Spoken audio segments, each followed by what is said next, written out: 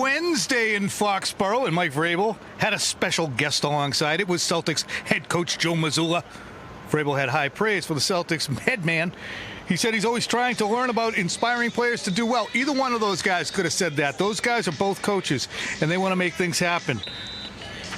One player who did not do so well earlier today, first-round pick Will Campbell. It wasn't all bad, okay, but a rough stretch during the 11-on-11s when Caleb Chason beat him for a couple of sacks, and Campbell's former LSU teammate Braden Swinson, he also beat him clean during a one-on-one rep. Iron sharpens iron. Phil, I'm going to go to Will Campbell's defense right now and say the only reason Braden Swinson was ragdolling him around is he knew his pitches. It's like a batter who's been in the same division forever. He knows what he's going to try and do. So that's the only reason the fourth overall pick got ragdolled by the 103rd. Fifth rounder, yeah, Braden Swinson. And you might be right. Those guys have a lot of experience against each other the last couple of years being at LSU together, obviously. But it wasn't just that moment. And it was an interesting rep because Will Campbell was literally blocking air, Tom, about a half a second after the snap. Braden Swinson immediately got off the ball well, swiped his hands away, and was into the backfield in a blink. But that wasn't the only down moment for Campbell today. I thought in the 11-on-11s, when over the first two padded practices, Campbell, in my opinion, was better than in the one-on-ones. He lost to Caleb Chason twice, giving up sacks. Great day for Caleb Chason, been one of the better players in camp for the Patriots, but this is not an all-pro, Tom. Your number 4 overall pick at left tackle, you would hope, has a couple of lockdown days, and maybe those are ahead, but that wasn't today. Yeah, he was once a first-round pick, though, was Caleb. So, again, we're just going to pile on Will Campbell. I've always been the one who said the arm length wasn't an issue. Phil suddenly says it is. Well, I don't know if it is. I'm playing. I don't know if it is, and listen. But he does have a good analysis. I'm going to let him go. Good long conversation with Dante Scarnecchia well before the draft, talking about technique and arm length and how you can get away with being a shorter-armed tackle. But one thing that was interesting, and I want to throw this back to you, was that all three of the quote-unquote losses for Will Campbell today appeared to come on inside moves. So Braden Swinson swipes his hands, gets inside. Caleb Chason gets inside and into the backfield to get in Drake Maye's space. As a shorter-armed player, one thing you might do is tend to over-exaggerate your set to the outside to make up for a lack of length, which then might leave open a path to your inside for the opposition to get to the quarterback. It's a great demonstration by you, Tom. Feels as though maybe you played left tackle in this league for a long period of time. But is that a concern for you? We know what his measurements were coming in. We know that that was an area in which he appeared at times to struggle in college, was with some inside moves.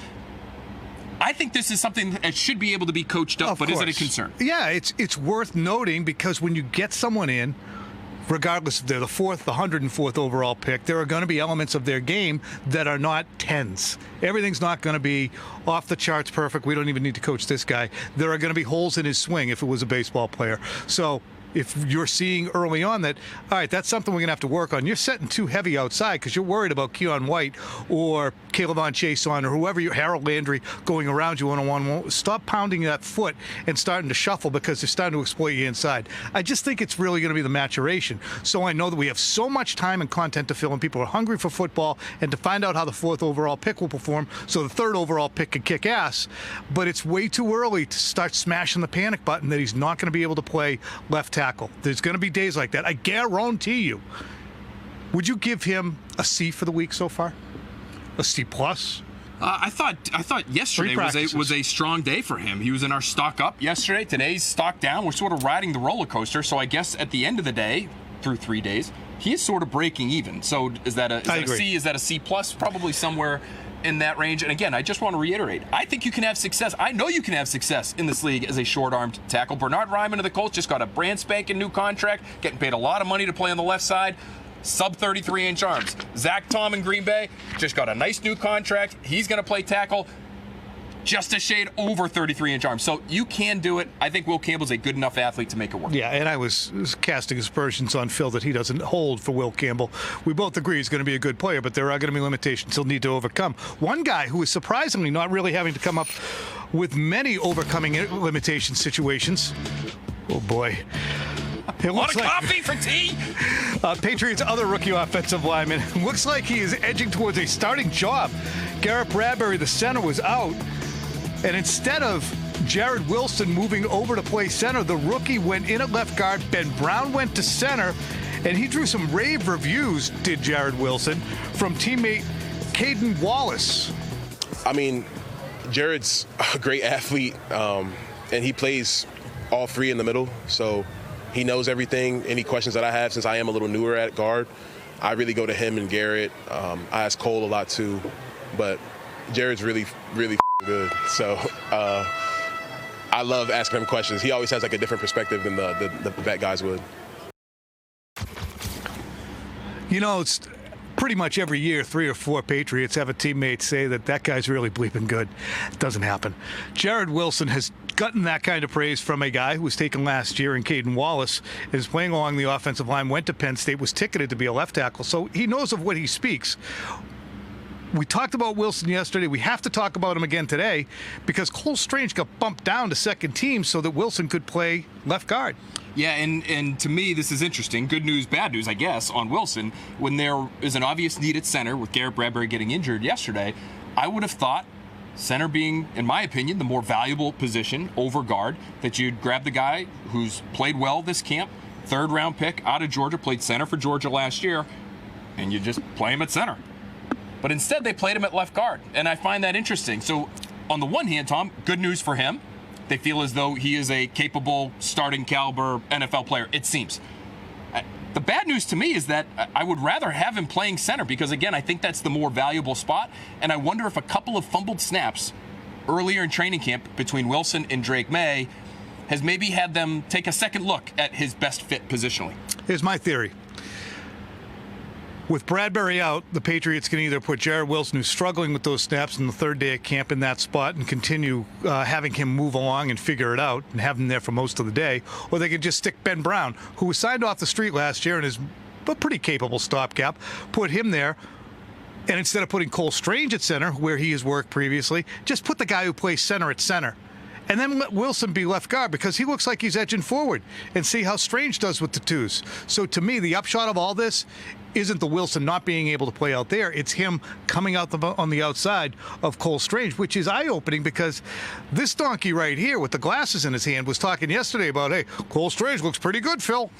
I did think yesterday was a tougher day for Cole Strange, even on a throw at the end of practice. Drake Maye to Kayshon Boutte in the back corner of the end zone just looked a little bit lost out there, just doing 360s in the pocket, trying to find work. In the one-on-one situations, he got jacked up pretty good by a really good player in Milton Williams, but it is what it is. And I think your point is a good one about Wilson and where you use him. They may view, Tom, their best long-term fit. I know Garrett Bradbury was hurt today. I don't think it's going to be a long-term injury.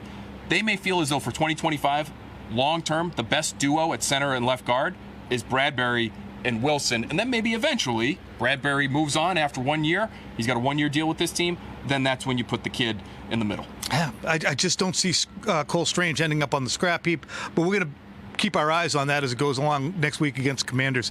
Big week for all of these guys. Big week so far, believe it or not, for Drake Maye as the pads have come on. It's time for Maye Watch. Phil collecting the numbers today. Maye went 8 for 10 with 3 sacks. That was in the 11-on-11. Still hasn't thrown a pick through 6 practices. Maye was getting the ball out quickly and delivering accurately today. I'm looking at this guy, Phil, and we talked earlier today on our podcast about who has been surprising. And you mentioned I mentioned K'Lavon Chaisson. We also wanted to highlight Drake Maye and 0 picks because this is a guy who had 4 picks in one of the OTAs. And there were people out there who lost their minds. He had 10 picks in 10 games last year, Tom, and near the bottom of the league in interception percentage, near the bottom of the league in turnover-worthy play percentage. So as many positive flashes as he showed last year, this was an issue. And with Josh McDaniels, I would assume this is going to be the first issue that he tries to nip in the bud. And to this point, he has. And so good on Drake Maye for that. I think what made today's practice, and to a degree, yesterday's practice, a little different focus, red zone stuff yesterday, tighter windows, more condensed areas to try to throw into. But for several practices, Tom, it was a lot of checkdowns. It was a lot of short throws. And that's sort of what they have to work with in terms of the weaponry. It's a lot of short to intermediate targets that Drake Maye has at his disposal.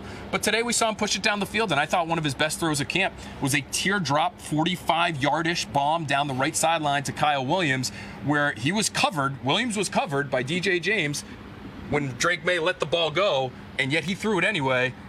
and it was just dropped perfectly like a lawn dart. And I think that's what Tom is trying to show right there, right in the breadbasket. So nice Waist job high. by Maye and nice job by You're not Philly. going to see a lot of waist-high 45-yard throws. That's 140 feet with a heavy ball.